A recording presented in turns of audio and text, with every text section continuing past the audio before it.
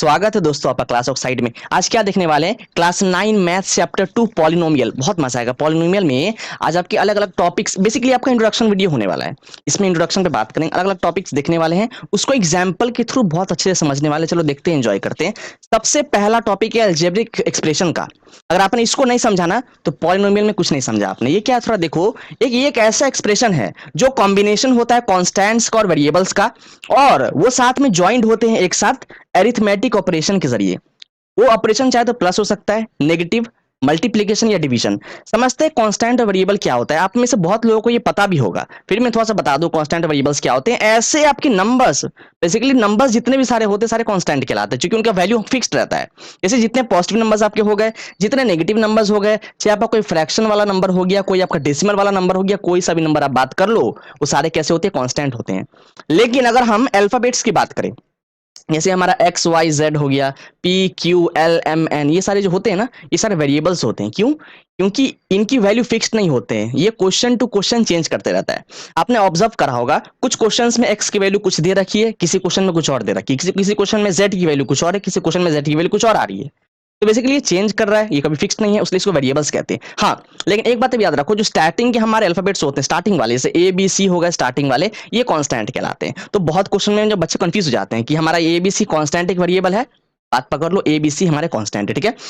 अब देखो, अगर ये कांस्टेंट और वेरिएबल्स ज्वाइंट है एक साथ अरिथमेटिक ऑपरेशन से, तो ये कहलाते हैं अलजेब्रिक एक्सप्रेशन। अब देखो मैं आपको बता दूं, जैसे फॉर एग्जांपल मैं लिखता हूं यहाँ पे 2x² प्लस 3y। तो चेक करो, 2 और 3 यहाँ पे कैसे हमारे कांस्टेंट्स है, x और y हो गए हमारे वेरिएबल्स, और इसका पावर आप बेसिक, और यहाँ पे आपको दिख रहा होगा प्लस साइन, ये प्लस साइन क्या है? अरिथमेटिक ऑपरेशन है। और यहाँ पे मैंने स्क्वायर भी लगा रखा है, ये स्क्वायर क्या है? हमारा पावर है। बेसिकली अरिथमेटिक ऑपरेशन में आप पावर देख भी सकते हो, नहीं भी देख सकते हो, ठीक है ना, कोई दिक्कत की बात नहीं है। ये हमारा कैसा है? हमारा एक अलजेब्रिक एक्सप्रेशन है। समझ में आ रही है आपको बात? चीजें आगे देखो, आप क्या है, पॉलिनोमियल की बात करते हैं। ये एक ऐसा अलजेब्रिक एक्सप्रेशन है जिसमें जो पावर होती है वेरिएबल की, वो हमेशा नॉन नेगेटिव इंटीजर होती है। अच्छे से सुनना, पावर हमेशा वेरिएबल की नॉन नेगेटिव इंटीजर होती है। वेरिएबल की बात करें, ठीक है। फॉर एग्जांपल यहां आप देखो, जैसे मैं लिख रहा हूं, जैसे लेट से मैंने लिखा 2x² प्लस 5y। यहां पर आप चेक करो, वेरिएबल्स की बात करते हैं। यहां पर वेरिएबल क्या क्या है? x और y।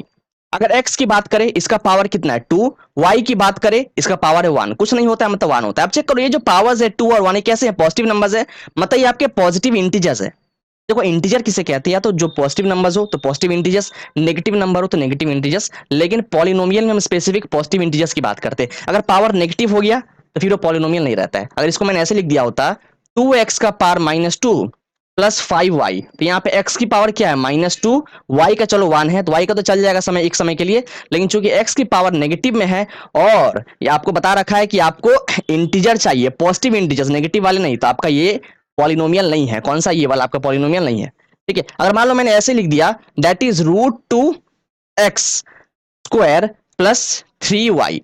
अब बताओ जरा पॉलिनोमियल है कि नहीं? देखो, √2 को मैं ऐसा भी लिख सकता हूं, दैट इज 2 की पावर हाफ।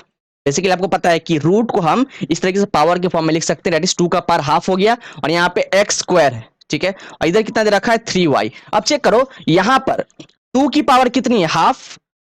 x का पावर कितना है? 2। और y की पावर कितनी है? 1। अब आप बोलोगे कि मैंने तो बताया था कि आपका पॉलिनोमियल में जो पावर है वो हमेशा इंटीजर होते हैं। आप बोलोगे सर यहाँ पे तो मेरे को फ्रैक्शन दिख रहा है, ये देखो इसको फ्रैक्शन कहते हैं, तो इसका मतलब ये पॉलिनोमियल नहीं है। नहीं, ये पॉलिनोमियल अभी भी है। क्यों? क्योंकि ये कांस्टेंट की पावर है, हम वेरिएबल की बात करते हैं। इसलिए मैंने आपको पहले बताया था, अच्छे से सुनना बात को, कि वेरिएबल की पावर हमेशा देखते हो। देखो, वेरिएबल की पावर तो आपका इंटीजर है ना, ये देखो 2 और 1 दोनों कैसे इंटीजर, पॉजिटिव इंटीजर भी है, तो सोने पे सुहागा हो गया। तो हमको नंबर के पावर को नहीं देखना है, मतलब हमको हमेशा वेरिएबल की पावर को देखनी है, ठीक है। बात समझ में आई आपको? चलो, अगर मान लो ऐसे लिखा होता, √2, अच्छा ऐसे लिख देते हैं, that is 2√x plus 3y। अगर लेट से ऐसे लिखियो 2√x प्लस 3y, यहां देखो इसको मैं ऐसा भी लिख सकता हूं, दैट इज 2x का पावर हाफ, है ना, क्योंकि मैंने √2 को इस तरीके से पावर के फॉर्म में लिख दिया, 2x की पावर हाफ प्लस 3y। अब आप चेक करो, यहाँ पे x की पावर हाफ है और y की पावर 1 है, तो आप देखो x का पावर हाफ है, मतलब हाफ तो एक फ्रैक्शन होता है, और फ्रैक्शन और इंटीजर सेम चीज तो नहीं है। इसका मतलब ऑल दो आपकी x की पावर पॉजिटिव तो है लेकिन वो एक इंटीजर नहीं है, वो एक फ्रैक्शन है। इसका मतलब ये भी आपका एक पॉलिनोमियल नहीं हुआ। तो आपने देख लिया ना पॉलिनोमियल होने के क्या क्या कंडीशन हो सकते हैं। देखो अब हम क्या करते हैं ना, बेसिकली मैं कुछ आपको नंबर्स दे रहा हूं और आपको पकड़ने होंगे कौन से पॉलिनोमियल है कौन से पॉलिनोमियल नहीं है। तो मैंने यहाँ पे काफी कुछ बता दिया, तब भी कुछ और एग्जाम्पल के थ्रू समझते हैं चीजों को, ठीक है। मैं इस पूरे को रब कर दूं पहले, इन सारे को यहां से हटाते हैं। अब देखो लेट से मैं लिख रहा हूं दैट इज, मैं एक काम करता हूं 2+3/x, ये मैंने लिखा। अब बताओ ये पॉलिनोमियल है कि नहीं है। ये एक पॉलिनोमियल नहीं है कि नहीं, वो चेक करने के लिए आप याद रखो, हमेशा कोशिश करो जो वेरिएबल है उसको हमेशा ऊपर रखने का। यहाँ पे वेरिएबल नीचे है, इसको पहले सॉल्व करो, उसको ऊपर ले जाओ। तो आपको पता है अगर ऐसे लिखा हो दैट इज ए का इनवर्स, इसको हम लिख सकते हैं 1/a। ये चीज आपको पता है, ये हमने आपको नंबर सिस्टम में बता रखा था कि अगर किसी भी वैल्यू अगर इनवर्स में दी हो तो उसको हम जो है 1/ उस वैल्यू को लिख सकते हैं, 1/a लिख सकते हैं, ठीक है। तो मतलब यहाँ पे आप चेक करो, मैं इसको लिख सकता हूँ 2+3 और x को ले गया जब ऊपर, तो ये हो गया x की पावर -1। ये देखो वही चीज यहाँ पे बेसिकली जब ए को जब ऊपर ले जाओगे तो हो जाएगा a का पावर -1, यहाँ पे भी हो गया x का पावर -1। अब आप देखो यहाँ पर आपका x है वेरिएबल और उसकी पावर कैसी है, एक इंटीजर तो है लेकिन नेगेटिव इंटीजर है। इसका मतलब हमारी ये नंबर चूंकि एक नेगेटिव इंटीजर आ गया वेरिएबल की पावर, तो ये हमारा पॉलिनोमियल नहीं है। अगर कोई पूछे क्या ये अलजेब्रिक एक्सप्रेशन है, बिल्कुल ये अलजेब्रिक एक्सप्रेशन तो है लेकिन पॉलिनोमियल नहीं है। देखो आप एक बात समझो, एल्जेब्रिक एक्सप्रेशन जो होते हैं, यहाँ पे इसको चीज को क्लियर कर लो आप। जो एल्जेब्रिक एक्सप्रेशन हमारे हैं वो ऐसे हैं जिसमें कांस्टेंट वेरिएबल्स तो होते ही हैं साथ में ज्वाइंट अरिथमेटिक ऑपरेशन से, और इसमें आप देखोगे कि पावर आपका नेगेटिव भी हो सकता है और पावर पॉजिटिव भी हो सकती है। कहने का मतलब अगर कुछ लिखा है 2x का पावर -2+3, तो यहाँ पे देखो वेरिएबल की पावर नेगेटिव है तब भी ये एक अरिथमेटिक ऑपरेशन है। अगर ऐसे लिखा हो 2x² + 3, यहां पर वेरिएबल की पावर पॉजिटिव है तब भी ये एक अरिथमेटिक ऑपरेशन है। लेकिन अगर हम स्पेसिफिक पॉलिनोमियल की बात करें तो आपने क्या देखा, पॉलिनोमियल में हमेशा आपकी पावर पॉजिटिव में होती है। किसकी पावर, वेरिएबल की पावर। वेरिएबल की पावर हमेशा आपका एक पॉजिटिव इंटीजर होता है। तो आपने क्या देखा, ये पॉलिनोमियल है। तो इसका मतलब ये कह सकते हैं ना कि हमारे सारे पॉलिनोमियल अलजेब्रिक एक्सप्रेशन तो है लेकिन सारे अलजेब्रिक एक्सप्रेशन पॉलिनोमियल नहीं है। फिर से मैं बता दे रहा हूं, क्योंकि आप खुद देखो अलजेब्रिक एक्सप्रेशन हमारे नेगेटिव भी हो सकते हैं पॉजिटिव भी हो सकते हैं, लेकिन नेगेटिव वाले अलजेब्रिक एक्सप्रेशन पॉलिनोमियल तो नहीं हो सकते ना। हाँ, लेकिन आपके पॉजिटिव वाले अलजेब्रिक एक्सप्रेशन पॉलिनोमियल हो सकते हैं। इसका मतलब सारे पॉलिनोमियल अलजेब्रिक एक्सप्रेशन तो है लेकिन सारे अलजेब्रिक एक्सप्रेशन हमारे पॉलिनोमियल नहीं है। तो कितनी बार यहां से क्वेश्चन आता है ट्रू फॉल्स में, तो आप प्रिपेयर्ड रहो, आराम से आंसर आप दे पाओगे, ठीक है ना। चलो समझ लिया इसको हमने। अब कुछ और देखते हैं यहाँ पे, बेसिकली इस पार्ट को मैं रब कर दूं। हाँ, अब देखो जरा कुछ और नंबर देता हूं, जैसे फॉर एग्जांपल लिखा है लेट से, अच्छा जस्ट अ सेकंड, हाँ लेट से अगर ऐसे लिखी हो दैट इज √2x + √3y। अब बताओ ये पॉलिनोमियल है कि नहीं, आपने जस्ट अभी देख के आया। इसको मैं ऐसा भी लिख सकता हूं, अगर मैं रूट को यहां से हटा के पावर के फॉर्म में लिखूं तो ये हो जाएगा 2 की पावर हाफ, और ये x तो ऐसा ही रहेगा, प्लस ये हो जाएगा 3 का पावर हाफ और ये y ऐसा ही रहेगा। आप चेक करो यहाँ पे ये वेरिएबल, सॉरी ये कांस्टेंट की बात करते हैं 2, कांस्टेंट की पावर कितनी है, हाफ।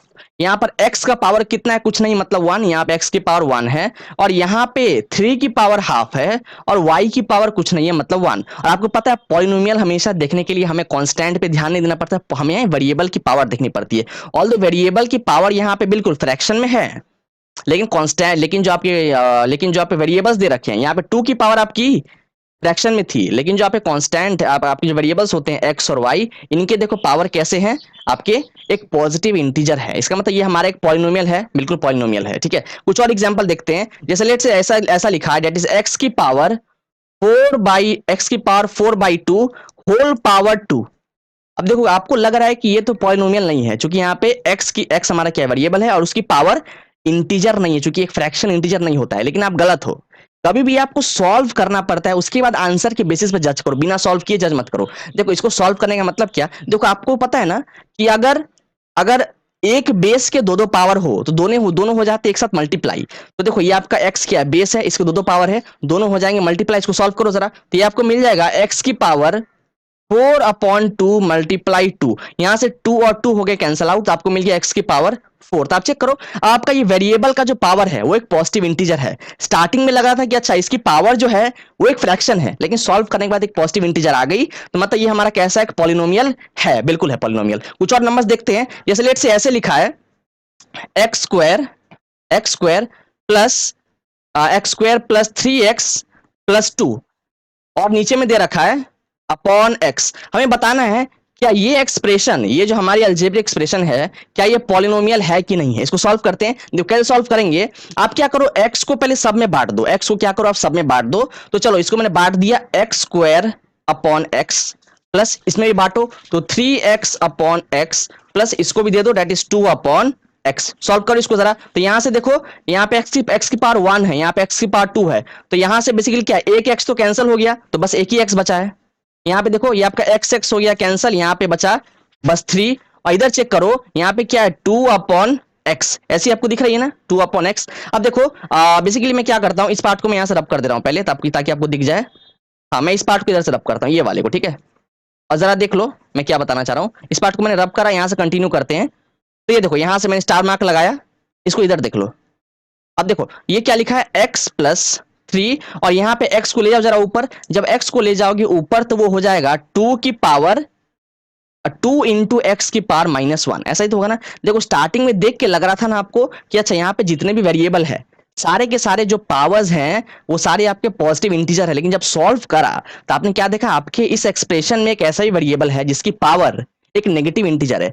तो कहने का मतलब अल्टीमेटली ये आपका एक पॉलिनोमियल नहीं है, क्योंकि पॉलिनोमियल होने के लिए पावर को, वेरिएबल की पावर को एक पॉजिटिव इंटीजर होना था। तो ये हमारी एक पॉलिनोमियल नहीं है, कैंसिल कर दो इसको, ठीक है। तो आप देख रहे हो कितना मजा आ रहा है ना आपको। बेसिकली मैं नंबर्स दे रहा हूं और उसको बिना सॉल्व किए चीजें पकड़ में नहीं आ रही, जब सॉल्व करा जा रहा है तब चीजें पकड़ में आ रही है कि हमारा वो अलजेब्रिक एक्सप्रेशन पॉलिनोमियल है कि नहीं। हाँ, ये जितने भी आप देख रहे हो, ये वाले हो गए, ये वाले हो गए, या जो भी मैं लिख दूं, अगर उसमें कांस्टेंट और वेरिएबल्स दिख जाए, उसका पावर नेगेटिव हो या पॉजिटिव, आपको पता है वो सारे के सारे अलजेब्रिक एक्सप्रेशन तो होते ही होते हैं। आप पॉलिनोमियल चेक करने के लिए उसको सॉल्व करते हैं, अगर अल्टीमेटली पावर वेरिएबल की पॉजिटिव सारी दिख रही है, पॉजिटिव इंटीजर, तो वो पॉलिनोमियल कहलाते हैं। वो अलजेब्रिक एक्सप्रेशन तब जाकर पॉलिनोमियल कहलाता है, ठीक है। कुछ कुछ और देख ले, यहाँ से कुछ और देख लेते हैं। चलो अब देखो यहाँ से जरा इसको मैं रब कर दो पूरे को। हाँ, कुछ और देख लो। जैसे मान लो ऐसे लिखा हो, डेट इज एक्स का पावर -3, और अंदर में लिखा है एक्स की पावर 6 प्लस एक्स का पावर 3, ये लिखा है फॉर एग्जाम्पल एक्स का पावर 3। आपको बताना है कि ये पॉलिनोमियल है कि नहीं है। कैसे बताओगे, देखो हम क्या करते हैं, एक काम करो, आपको पता है कि इस वाले नंबर को इससे भी मल्टीप्लाई करते हैं, इससे मल्टीप्लाई करते हैं, यही तो होता है ना बेसिकली। इसको करो इससे मल्टीप्लाई, तो देखो जब आप इसको इससे मल्टीप्लाई करोगे तो देखो बेस सेम है, एक्स और एक्स। आपको पता है जब भी बेस सेम होते हैं तो पावर हो जाता है ऐड। आपको पता है ये चीज ना, अगर बेस सेम हो, डेट इज अगर a का पावर m हो इंटू a की पावर n हो, बेस सेम हो, अगर मल्टीप्लीकेशन में वो हो तो उनके पावर हो जाते हैं ऐड, डेट इज a की पावर m प्लस n। इसको मैं ऐसा लिख सकता हूं, डेट इज, इसको देखो, इसको लिख सकता हूं x की पावर -3 प्लस 6, ऐसा लिख सकता हूं। उस तरीके से प्लस देके इसको इससे करो मल्टीप्लाई, तो ये हो जाएगा x की पावर -3 प्लस 3, लिख सकता हूं बिल्कुल। सॉल्व करो जरा इसको, यहां देखो plus in plus minus minus, ये हो जाएगा x की पावर 6 माइनस 3 होता है 3, प्लस इसको देखो x की power plus minus minus 3 minus 3 gives you 0। इसको फर्दर सॉल्व करो, ये हो जाएगा x की पावर 3 प्लस x का पावर 0 कितना होता है 1। आपको पता है कि आपका चाहे वेरिएबल हो या कांस्टेंट हो, बेस में अगर उसकी पावर 0 दिख रही है तो वो हमेशा 1 होता है उसकी वैल्यू, ठीक है ना। अब आप चेक करो, आपको स्टार्टिंग में देखकर क्या लग रहा था, इस चीज को देखो, अगर पूरे को अगर आप देखो तो आपको देख के लग रहा था अच्छा यहाँ पे तो वेरिएबल की पावर है वो तो एक नेगेटिव इंटीजर है, मतलब ये हमारा पॉलिनोमियल नहीं है। लेकिन जब सॉल्व करा दोस्तों, तो जब सॉल्व करा तो आपको कुछ ऐसा देखने को मिल रहा है जिसमें वेरिएबल का पॉजिटिव इंटीजर है, वेरिएबल की पावर एक पॉजिटिव इंटीजर, मतलब ये हमारा एक पॉलिनोमियल है। ये कैसा है, एक पॉलिनोमियल, और साथ साथ ये एक अलजेब्रिक एक्सप्रेशन भी है, क्योंकि सारे पॉलिनोमियल अलजेब्रिक एक्सप्रेशन होते हैं। तो आप देख रहे हो ना कि आपको सॉल्व करना पड़ता है चीजों को, तब समझ में आता है कि वो पॉलिनोमियल है कि नहीं। और हाँ, बिना सॉल्व किए भी जो दिया होता है वो तो अलजेब्रिक एक्सप्रेशन होता ही होता है, क्योंकि उसमें कांस्टेंट वेरिएबल्स दिख जाए, साथ में अरिथमेटिक ऑपरेशन दिख जाए तो काम बन जाता है, ठीक है। आगे बढ़ते समझ में आएगी चीजों को। अब कुछ और समझते हैं बेसिकली। देखो अभी तो हम क्या इंट्रोडक्शन वीडियो है, इसके बाद क्वेश्चन तो बहुत सारा करने वाले हैं। जब एक्सरसाइज में घुसेंगे एनसीईआरटी के तो क्वेश्चन बहुत सारे करेंगे। अभी फिलहाल जो इसको मैं यहाँ पे रोक देता हूँ, आगे बढ़ते हैं, नेक्स्ट टॉपिक देखते हैं। इसके बाद देखो टर्म्स क्या होता है, the non zero part of a polynomial separated by positive और नेगेटिव ऑपरेशन। तो पॉलिनोमियल में नॉन जीरो पार्ट खोजो और वो सेपरेटेड हो पॉजिटिव और नेगेटिव ऑपरेशन से। देखो यहां पे पॉजिटिव और नेगेटिव ऑपरेशन की बात कर रहे हैं। नेगेटिव दैट इज आपका डिवीजन और मल्टीप्लीकेशन, इन दोनों की बात नहीं कर रहे, इन दोनों ऑपरेशन को मैंने बात नहीं करा। इसका मतलब क्या हुआ सर, थोड़ा समझाओ। देखो समझाते हैं बेसिकली क्या बोल रहे हैं। देखो लेट्स से अगर ऐसे लिखा हो, दैट इज फॉर एग्जांपल लिखा है 3x square plus 4y plus 9, अब बताने इसमें टर्म्स कितने हैं, तो आप चेक करो, आपको नॉन नेगेटिव पार्ट खोजना है इस पॉलिनोमियल का। देखो ये आपका नॉन नेगेटिव पार्ट है, ये पूरा एक हो गया, ये पूरा हो गया, ये पूरा हो गया, इन तीनों क्या है, ये आपके नॉन जीरो पार्ट है, ये आपके नॉन जीरो वाले हैं। इसका मतलब इस पॉलिनोमियल में टोटल कितने टर्म्स हो गए, देखो 1 2 3, मैं बोल दूंगा इस पॉलिनोमियल में टोटल हमारे 3 टर्म्स देखने को मिल रहे हैं। और हाँ, जितने भी टर्म होते हैं आपको पता है वो सारे कैसे होते हैं, हमारे नॉन जीरो होते हैं। देखो अगर मैं चाहता तो 3x² प्लस 4y प्लस 9 में मैं पीछे और भी जीरो ऐड कर सकता था, क्योंकि जीरो को ऐड करने से नंबर में कोई चेंज आता तो नहीं है। अब अगर आपसे कोई पूछे बताओ यार इसमें टर्म्स कितने हैं, तो आपको लगे अच्छा 1 2 3 4 5 6 7, 7 टर्म है भैया। नहीं, 7 टर्म नहीं है। हमेशा टर्म देखने के लिए आपको नॉन जीरो पार्ट देखना पड़ता है। ये सारे तो आपको जीरो है, तो इनको तो आप नेग्लेक्ट करो, इन सारे को नेग्लेक्ट करो और बस नॉन जीरो पार्ट को देखो। जितने भी नॉन जीरो पार्ट हैं वो सारे यहाँ पे कैसे हैं, वो उतने आपके टर्म्स हो जाएंगे। अब देखो हमने स्पेसिफिक इसमें जो है पॉजिटिव और नेगेटिव ऑपरेशन की बात करी थी, याद है, पॉजिटिव और नेगेटिव ऑपरेशन। हमने मल्टीप्लाई और डिवीजन की बात नहीं करी है। क्यों नहीं करी है मल्टीप्लाई डिवीजन, बात समझो। देखो क्योंकि आप देखो यहाँ पे अगर अगर ऐसा लिखा हो 3x², इसका मतलब क्या होता है, यहाँ पे 3 और x² मल्टीप्लाई में है। आपको पता है अगर अगर दो नंबर हो या दो वेरिएबल हो या एक वेरिएबल एक नंबर हो, अगर उनके बीच में कोई साइन ना हो तो मतलब मल्टीप्लीकेशन होता है।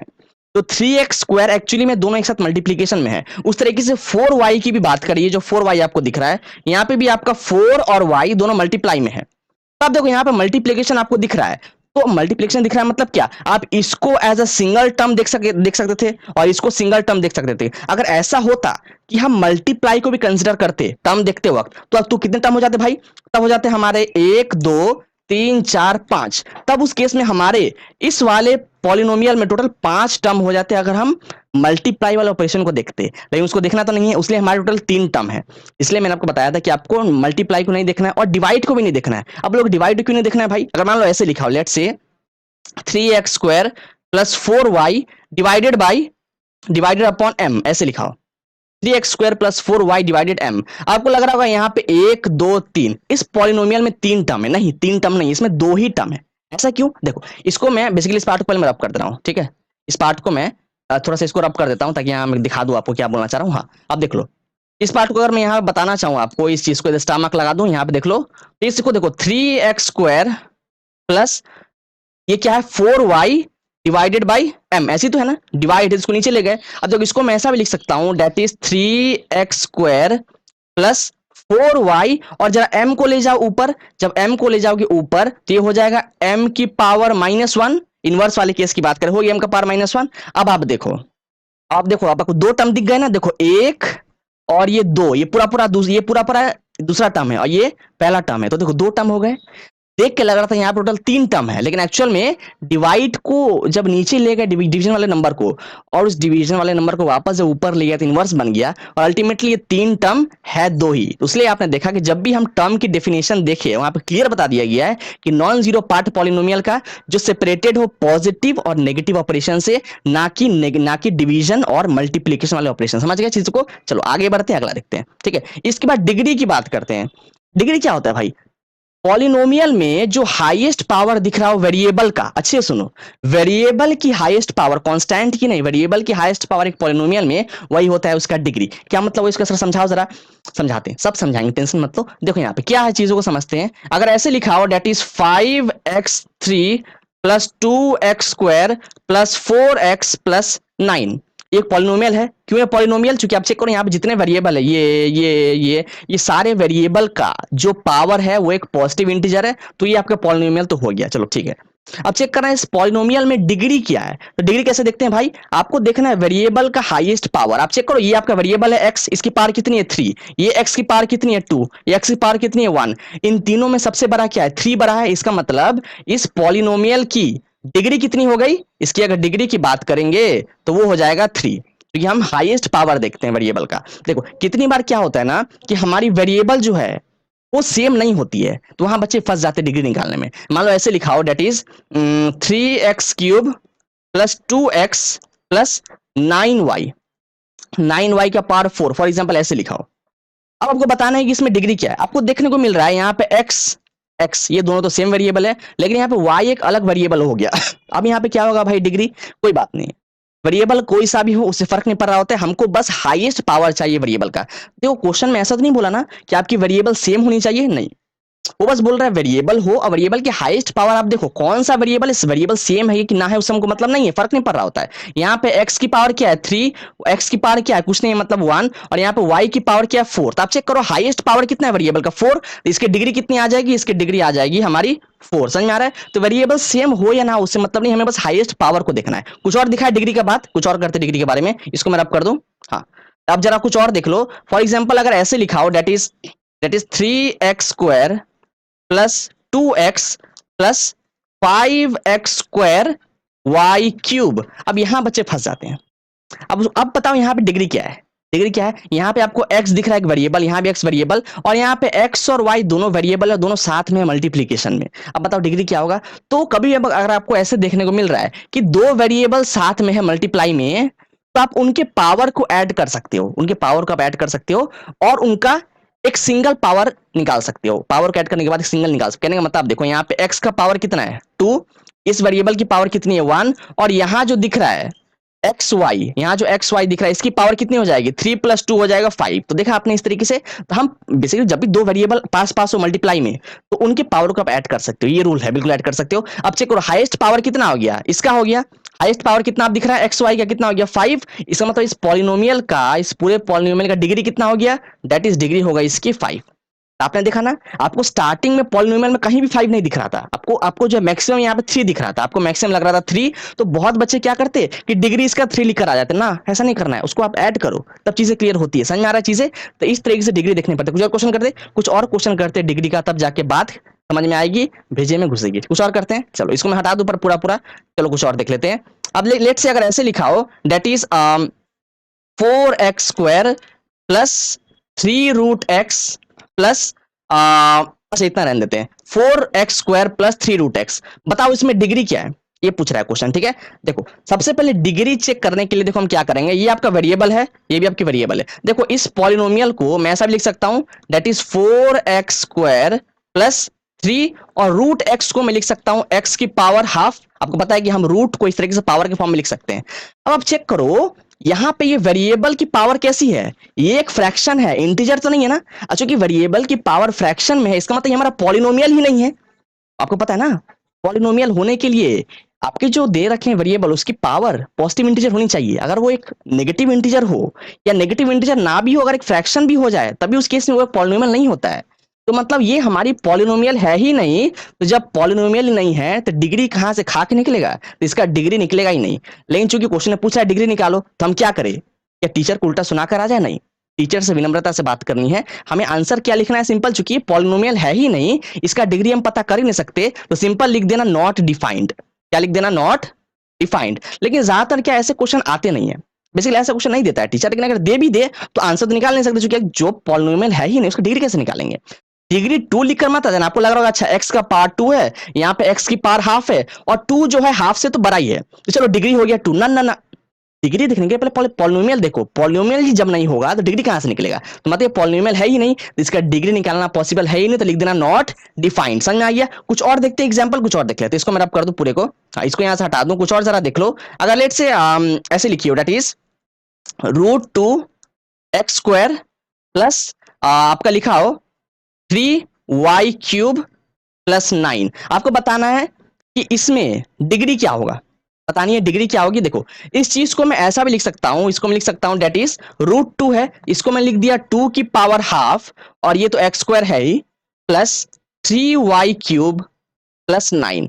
अब आपको लग रहा होगा कि ये हमारा पॉलिनोमियल तो नहीं है, क्यों? क्योंकि इसमें पावर हमको एक फ्रैक्शन दिख रहा है ना। फिर से गलती मत कर देना, हमको हमेशा पॉलिनोमियल है कि नहीं वो देखने के लिए वेरिएबल की पावर देखनी है, कांस्टेंट की पावर नहीं। कांस्टेंट की पावर कुछ भी हो, चाहे वो एक नेगेटिव इंटीजर हो या चाहे नेगेटिव इंटीजर ना हो कि एक फ्रैक्शन भी हो, उससे हमको मतलब नहीं है भाई। पॉलिनोमियल देखने के लिए हमको वेरिएबल की पावर देखनी है। अगर वो हो गया नेगेटिव इंटीजर या अगर हो गया आपका कोई फ्रैक्शन, तो वो पॉलिनोमियल नहीं कहलाती। आप चेक करो यहाँ पे x इसका पावर कितना है 2, यहाँ पे y की पावर कितनी है 3। तो यहाँ पे हाईएस्ट पावर कितना दिख रहा है 3, हाईएस्ट पावर कितनी है 3 दिख रही है। इसका मतलब इसकी डिग्री कितनी आ जाएगी। अब देखो ये पॉलिनोमियल तो है ना, बिल्कुल पॉलिनोमियल है, क्योंकि यहाँ पे वेरिएबल का जो पावर है वो एक इंटीजर है, पॉलिनोमियल तो है, और उसका हाईएस्ट पावर कितना है 3 है, ठीक है। इसका मतलब डिग्री कितना हो गया इसका, इसका डिग्री आ जाएगा दैट इज 3। समझ में आ गया? तो आपको ऐसे देखनी पड़ती है चीजों को। कुछ और देखिए, चलो कुछ और देखते हैं। ऐसे लिखा हो लेट से 4x² प्लस 2x प्लस 3 और नीचे में दे रखा है 2। आपको बतानी है ये जो है इसमें डिग्री क्या है वो पता करनी है। तो देखो पहले डिग्री पता करने के लिए सबसे पहले क्या पता करना है कि वो पॉलिनोमियल है कि नहीं, पहले तो ये पता करना है। आपको लग रहा होगा अच्छा यहाँ पे ये x है ये x है, दोनों वेरिएबल है और दोनों के पावर आपको पॉजिटिव इंटीजर दिख रहे हैं, तो चलो वेरिएबल तो है और साथ साथ x की पावर 2 है जो कि सबसे बड़ा है, 1 से बड़ा है, तो इसकी डिग्री आ जाएगी 2 ना। ये गलत कर देना, ऐसे मत करना। इसको पहले सॉल्व करो, अपन बता रखा है इसको पहले आपको सॉल्व करनी पड़ती है, ठीक है, उसके बाद जाके आप चीजों को जज करते हो। यहाँ एक काम कर दे रहा हूं मैं, ये 2x लिख दे रहा हूं इसको, ठीक है, इसको पहले सॉल्व करो फिर चीजों को जज करो। चलो सॉल्व करते हैं इसको। एक काम करते हैं 2x को सब में बांट दो, सब में बांट देते हैं, तो कर दिया 4x square upon 2x plus यहां बांटो जरा, तो ये हो जाएगा 2x अपॉन 2x, यहां बांटो जरा, तो ये हो जाएगा 3 अपॉन 2x। क्या हो गया 3 अपॉन 2x। सॉल्व करो जरा इसको, तो यहां देखो ये एक एक्स से एक एक्स गया, ये एक्स से ये एक्स गया, तो आपको क्या मिल गया अल्टीमेटली, और ये 2 से ये 4 गया, 2 2 4 और यहाँ पे 2 और 2 गए, तो आपको अल्टीमेटली क्या मिल गया चेक करो। यहाँ पे 2x, चूंकि ऊपर में 2x थे नीचे में 1x थे, तो अल्टीमेटली अभी भी तो 1x ऊपर में बचा हुआ है, तो 2x प्लस यहाँ पे सारे कट गए तो यहाँ पे हो गया 1 प्लस यहाँ पे क्या मिल गया 3 अपॉन 2x। इसको फर्दर सॉल्व करो जरा, इसको यहाँ पे देख लो, तो यहाँ देख लो, एक काम करो मैंने आपको बता रखा है कि पॉलिनोमियल है कि नहीं चेक करने के लिए कभी भी वेरिएबल को नीचे मत रखो। मैंने पहले आपको बताया था वेरिएबल को हमेशा ऊपर लेके जाओ, तभी जाके चीजें जज कर पाओगे आप। ऊपर ले जाओ जरा, तो ये हो जाएगा 2x प्लस 1 प्लस इसको मैं लिख सकता हूं दैट इज 3 अपॉन 2 और x को ले गया ऊपर तो हो गया x की पावर माइनस 1। अब देखो आप, अब देखो यहां पे ये आपका वेरिएबल है x, ये भी वेरिएबल है x, ये जो x है इसकी पावर कितनी है 1 और ये जो x है इसकी पावर कितनी दे रखी है, इसकी पावर है -1। तो चूंकि ये जो आपका वेरिएबल है उसकी पावर एक नॉन इंटीजर, आपकी एक नॉन नेगेटिव इंटीजर है, सॉरी एक नेगेटिव इंटीजर है, इसका मतलब ये आपकी पॉलिनोमियल तो है ही नहीं, क्योंकि पॉलिनोमियल में वेरिएबल की पावर नेगेटिव इंटीजर नहीं हो सकती है। तो जब पॉलिनोमियल ही नहीं है तो डिग्री क्या खा के निकलेगा, डिग्री नहीं निकलेगा। मतलब इसका मतलब ये भी जो क्वेश्चन दे रखा है उसमें डिग्री तो निकलेगी नहीं, तो लिख देना नॉट डिफाइंड, क्योंकि पॉलिनोमियल है ही नहीं तो ये हम डिफाइन कर नहीं सकते कि इसकी डिग्री क्या होने वाली है। समझ में आ गया चीजें, तो ऐसे करके आपको डिग्री वगैरह निकालनी पड़ती है। कुछ और देख ले, कुछ और देख लेते हैं। देखो बेसिकली इंट्रोडक्शन वीडियो है तो मैं थोड़ा बहुत बेसिकली क्लियर कर दे रहा हूँ एग्जांपल देके, ऐसा नहीं कि फटाफट बताता गया चीजों को, थोड़ा बहुत एग्जांपल देके समझते चीजों को। इसको मैं रब कर दूं पूरे को, मान लो ऐसा लिखा हो दैट इज -10। अब बतानी है -10 इसकी डिग्री क्या है ये बतानी है। आपको दिख रहा हो यहाँ वेरिएबल तो है ही नहीं, तो इसको मैं ऐसा भी लिख सकता हूँ ना, -10 को मैं लिख सकता हूँ -10 x की पावर 0, ऐसा लिख सकते हैं, क्योंकि आपको पता है कि बेस का पावर अगर 0 हो तो हमेशा 1 होती है। मतलब कहने का मतलब यहाँ पे x का पावर 0 कितना हो जाएगा 1 हो जाएगा, तो अल्टीमेटली -10 इंटू 1 करोगे तो -10 ही मिल जाएगा। मतलब हम इसको ऐसा लिख सकते हैं, बिल्कुल लिख सकते हैं। आप चेक करो स्टार्टिंग में आपको यहाँ पे वेरिएबल नहीं दिख रहा था, लेकिन अब मैं वेरिएबल को लेकर आ गया और वेरिएबल लेकर आ गया, अब चेक करो उसकी पावर, उसकी पावर क्या उसकी पावर अगर नेगेटिव इंटीजर हुई तो पॉलिनोमियल नहीं होगा, या अगर फ्रैक्शन भी हुआ तब भी पॉलिनोमियल ना होगा। तो यहाँ पे चेक करो पावर उसकी 0 है, पावर 0 है। पावर 0 मतलब क्या, ना तो ये नेगेटिव इंटीजर है और ना ही ये फ्रैक्शन है, इसका मतलब ये आपका पॉलिनोमियल तो है, बिल्कुल आपका -10 एक पॉलिनोमियल तो है। अब बताओ इसकी डिग्री कितनी है, तो इसकी डिग्री कितनी दे रखी है दैट इज 0, क्योंकि पावर ही 0, तो डिग्री कितनी है इसकी 0। ये मत बोल देना कि -10 की डिग्री कुछ है ही नहीं, नहीं, यहाँ भी बहुत बच्चे फंस जाते हैं, उनको लगता है ये वेरिएबल है ही नहीं तो मतलब डिग्री भी नहीं होगा। अरे यार क्वेश्चन गलत दे रखा है, नॉट डिफाइन मान के आ जाते हैं, ऐसा नहीं करना है। वेरिएबल नहीं होता है तो वेरिएबल लेके आओ, x की पावर 0 लिख दो, ठीक है, और आप देखो x की पावर 0 लिख दिया तो यहाँ पे डिग्री कितना हो गया 0। और पता है इसका एक स्पेशल टर्म भी है, बेसिकली आगे मैं दिखाऊंगा इसके बाद जब लेक्चर करेंगे, कि अगर आपकी पॉलिनोमियल की डिग्री 0 आ जाती है तो उसको बोलते हैं कांस्टेंट पॉलिनोमियल, इसका स्पेशल नाम है ऐसा। बेसिकली आप देखोगे आगे मैं पॉलिनोमियल को कैटेगराइज करूंगा कि डिग्री के बेसिस पे कितने टाइप के पॉलिनोमियल है और टर्म्स के बेसिस पे कितने टाइप के पॉलिनोमियल है। इसको मैं नेक्स्ट लेक्चर जब करूंगा तो उसमें कैटेगराइज करूंगा चीजों को। आपको मैंने बस बता दिया समझने के लिए कि अगर डिग्री 0 होती है पॉलिनोमियल की तो वैसे पॉलिनोमियल को हम बोलते हैं कांस्टेंट पॉलिनोमियल। समझ गए चीजों को, चलो आगे बढ़ते अगला देखते हैं। इसके बाद कोएफिशिएंट समझने को, ये क्या होता है, अगर वेरिएबल के साथ कोई कांस्टेंट चिपका रखा है मल्टीप्लिकेशन में, उसको बोलते हैं उस वेरिएबल की कोएफिशिएंट, उस वेरिएबल की कोएफिशिएंट, ना कि पूरा पॉलिनोमियल का कोएफिशिएंट। क्या मतलब इसका समझो, देख लेट से अगर मैंने ऐसे लिखा, जैसे यहां देख लो, अगर लेट से आपकी एक ऐसी लिखी हुई algebraic expression that is -2x³ plus 3x minus 2y। अब देखो ये एक पॉलिनोमियल तो है, कैसे, इसमें आप देखो जो भी वेरिएबल्स आपके दे रखे हैं उन सारे के पावर पॉजिटिव इंटीजर है, तो ये पॉलिनोमियल तो है। अब बताना है कि इस पॉलिनोमियल में कोएफिशिएंट क्या है? अगर आपसे कोई ऐसे पूछे बताओ इस पॉलिनोमियल का कोएफिशिएंट क्या है, तो उसको पॉलिनोमियल का नॉलेज नहीं है, क्योंकि हम पूरा पॉलिनोमियल का कोएफिशिएंट नहीं बता सकते, हम स्पेसिफिक टर्म का कोएफिशिएंट बता सकते हैं।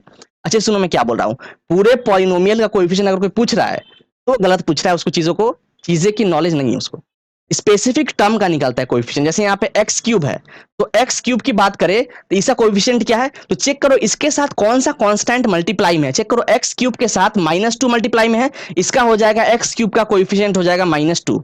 अगर बात करें एक्स की, उसी कोएफिशिएंट कितना है तो वो हो जाएगा +3। अगर बात करें वाई का, उसका कोएफिशिएंट कितना है तो वो हो जाएगा -2। यहाँ पे एक और गलती बच्चे क्या करते जो मैंने दिखा है कि वो नेगेटिव साइन को कंसिडर नहीं करते, उनको लगता है अच्छा वाई के साथ क्या मल्टीप्लाई में है 2, तो इसका आ जाएगा वाई के कोएफिशिएंट 2 ना। अलोंग विथ साइन देखो, ये माइनस साइन इसका है, मैंने आपको पहले बता रखा है कि हमेशा नंबर के पहले जो साइन होता है वो उसका होता है, बेसिकली वो उसकी प्रॉपर्टी है, ठीक है। तो जब भी आप कोएफिशिएंट देखोगे तो साइन को साथ में कंसिडर करना, कि माइनस साइन को मत छोड़ देना आप। तो आपने क्या देखा, वेरिएबल के साथ जो आपकी कांस्टेंट मल्टीप्लाई में होती है वो होती है उसकी कोएफिशिएंट। बहुत आसान था ना। और स्पेसिफिक टर्म का कोएफिशिएंट निकलता है, पूरे पॉलिनोमियल का कोएफिशिएंट निकालना पॉसिबल है ही नहीं, बेसिकली ऐसा क्वेश्चन बनता ही नहीं, कोई पूछ रहा है तो वो गलत कर रहा है, उसको चीजों को नॉलेज नहीं है, ठीक है। ऐसे निकलता है हमारे कोएफिशिएंट। इसके बाद क्या है, ठीक है, इसके बाद नहीं है। अगला लेक्चर अभी जो आपने देखा था स्लाइड, बेसिकली वो अगले लेक्चर के लिए, ठीक है ना। एक काम करते हैं, लेक्चर को यहीं तक एंड करते हैं। हमने क्या करा, पे कोएफिशिएंट क्या होते हैं, टर्म क्या होते हैं, आप कांस्टेंट क्या होते हैं, वेरिएबल, अलजेब्रिक एक्सप्रेशन, पॉलिनोमियल, सारे कुछ बात करें, डिग्री क्या होती है सब बात कर ली। इसके बाद कुछ और देखने वाले हमारे क्लास 9 चैप्टर 2 पॉलिनोमियल का एक बेहतरीन पार्ट कवर कर। हमारे साथ बने रहने के लिए आप सभी का बहुत बहुत धन्यवाद।